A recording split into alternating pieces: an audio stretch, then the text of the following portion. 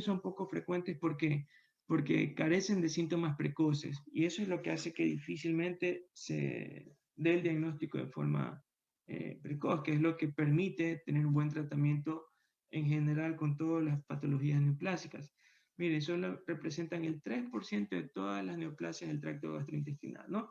La mayoría están en el estómago y obviamente también en el colon. Histológicamente podemos tener tumores carcinoides, adenocarcinomas, estromales y los linfomas. De los que están aquí, el más común es el adenocarcinoma, por eso es que tenemos que hacer énfasis en este tipo de tumor, ¿no? Es más común en países como América del Norte, en regiones, perdón, como América del Norte, Europa Occidental y Oceanía, sobre todo en pacientes que tienen edad avanzada, promedio 60 años, perdón, un momento, más común en el sexo masculino y más común en la raza negra, ¿no? Aquí ustedes tienen una tomografía, un corte axial, donde claramente se ve un engrosamiento de la pared del intestino, ¿ya? Con un crecimiento aquí que tiene aspecto de ser polipoide. Esta es una tomografía con contraste oral, porque aquí ustedes ven las asas intestinales con medio contraste, puede ser vario o quizás contraste hidrosoluble. Lo que no puedo determinar es si es intravenoso, ¿no? Pero oral sí. Bien, aquí tenemos los factores de riesgo, ¿no? El factor hereditario por un lado, la obesidad, que en realidad está relacionada con casi todos los tumores, el tabaquismo, igual, patología relacionada con todos los tumores, malos hábitos dietéticos y lo que constituye la inflamación crónica. Esto quizás está relacionado, por ejemplo, con la enfermedad de Crohn. Mientras más mal manejada la enfermedad, hay más inflamación. Y por ende, un paciente que tiene Crohn puede después, si no tiene un buen tratamiento, terminar en un tumor intestino delgado. Histológicamente tenemos 4 tipos. Los bien diferenciados, los moderadamente diferenciados, los poco diferenciados y los indiferenciados. En términos generales, en todos los tumores traten de recordar, todo lo que diga bien diferenciado es lo que tiene mejor pronóstico, porque no está tan deteriorado el tejido. Y lo que diga indiferenciado tiene peor pronóstico, ¿ok? Porque obviamente indica una mayor degeneración del tejido. Patrón de crecimiento, tenemos 3. El más común es el infiltrativo, o sea, aquel que infiltra la pared. Luego polipoide y nodular. Polipoide, pues, tal cual como vemos un pólipo a nivel del colon o a nivel del estómago también, ¿no? ¿Dónde se localiza con más frecuencia? En el duodeno y luego yeyuno, ilion y vertículo de Meckel. Hay varios factores predisponentes, los congénitos, los que quizás más frecuente vemos son aquellos pacientes que tienen poliposis adenomatosa familiar, factores de riesgo, tabaco, alcohol, carnes rojas, consumo excesivo de azúcar refinado sobre todo, y pues siempre hay una asociación a tumores sincrónicos y metacrónicos, ¿no? Sincrónicos son aquellos que se dan en el mismo momento del diagnóstico y los metacrónicos son aquellos que se dan durante el momento del seguimiento.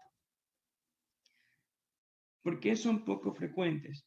Primero, por la constante descamación del epitelio intestinal, o sea, hay una regeneración constante. Entonces, si usted tiene un tejido maligno sobre las capas superficiales, como constantemente se regenera, eso va a ser expulsado en la materia fecal. Y eso también se relaciona con la baja exposición a carcinógenos, ¿ya? Falta de actividad de degradación bacteriana, esto más que todo lo vemos a nivel colónico, y por el gran volumen de secreciones observadas en intestino delgado, que diluyen las concentraciones de carcinógenos, ¿no? Esto se relaciona con la propia secreción del intestino, la bilis y el líquido pancreático, ¿no? Entonces, al inicio siempre vamos a tener pacientes asintomáticos, lastimosamente así se presentan en su mayoría, y ya cuando empiezan a crecer es que el paciente presenta dolor abdominal intermitente, tipo cólico, náuseas y vómitos, pérdida patológica de peso, hemorragia digestiva, anemia y ya en el caso más avanzado, obstrucción, ¿no? Entonces, el diagnóstico generalmente es tardío y eso ya lo vemos cuando tiene complicaciones. Una obstrucción intestinal que generalmente puede ser completa, una perforación intestinal, una intussuscepción o una hemorragia gastrointestinal masiva. Eso lo vemos sobre todo en los estadios 3 y 4 de la enfermedad. ¿Cómo nosotros hacemos el diagnóstico? A través de las imágenes, pues. El de elección, pues, es la tomografía que tiene que ser obviamente contrastada. También la ecografía abdominal, cuando la lesión es grande, pues nos puede dar algunas imágenes claras de la lesión. Y obviamente la endoscopía, ¿no? Cuando estamos investigando intestino delgado, tenemos que utilizar la enteroscopía. Aunque como ustedes vieron, que con mayor frecuencia se ubica a nivel de duodeno, es muy posible que también lo podamos diagnosticar con una simple endoscopia alta. También, obviamente, como casi en todos los tumores de intestino delgado y colon, vemos niveles altos de CEA, o sea, de un marcador tumoral que es el antígeno carcinoembrionario, y el CA19-9, que también se puede elevar en el cáncer de páncreas, ¿no? Entonces aquí tenemos las técnicas endoscópicas, ¿no? La enteroscopía, ¿ya? O sea, la introducción de un tubo endoscópico que tiene una cámara de alta definición, que lo que va haciendo es replegando el intestino a través de este balón, o sea, como un acordeón, para de esa forma poder progresar. El intestino delgado en promedio tiene una longitud de 4 metros. Cuando yo estudiaba medicina, en los libros decían de 7 a 11, ¿no? Pero los nuevos estudios nos reportan que en promedio son 4 metros, ¿no? También la cápsula que nos permite investigar todo el intestino delgado, ¿no? Recuerden que siempre tenemos que tener una imagen para estar seguros de que no se va a quedar atascada. ¿Cuáles son esas imágenes? Para nosotros, de elección, entre la enteroclisis, enterotomografía y resonancia, y obviamente los métodos invasivos, tenemos la enterotomografía y la enteroresonancia.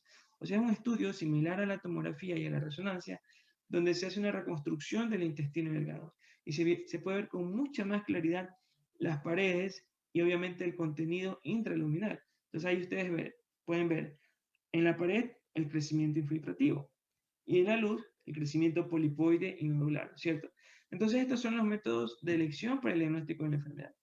La enteroclisis sobre todo nos ayuda a diagnosticar lesiones distales, en algunos casos pequeñas, y luego ya tenemos los métodos invasivos, ¿no? Por ejemplo, una laparoscopia diagnóstica o una laparotomía combinada con una enteroscopia intraoperatoria, o sea, abrir al paciente, tratar de ubicar la lesión y si quiere ir un poquito más profundo, pues introducir un enteroscopio en el momento de la cirugía, ¿no? A través de un corte que haría el cirujano para introducir el aparato, ¿no?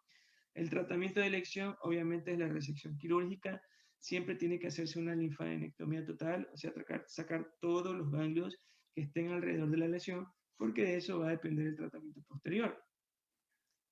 En algunos casos también tenemos que resecar la arteria hidrocólico y hacer, además de una resección de intestino delgado, una hemicolectomía derecha, si el tumor está a nivel de ilion terminal. Y cuando el tumor duodenal está invadiendo ya páncreas, pues obviamente una pancreatodenectomía. Lastimosamente tenemos un pronóstico muy sombrío. A los 5 años la tasa de supervivencia es del 14-45%, es muy alta. ¿Qué complicaciones podemos tener después de la cirugía? Una fuga a nivel del sitio de la sutura, infecciones, hemorragias, abscesos intraabdominales, estenosis anatomóticas, o sea, en el sitio donde se hizo la unión término-terminal, pues genera una estenosis, y las fístulas pancreáticas cuando se hacen las pancreatodenectomías.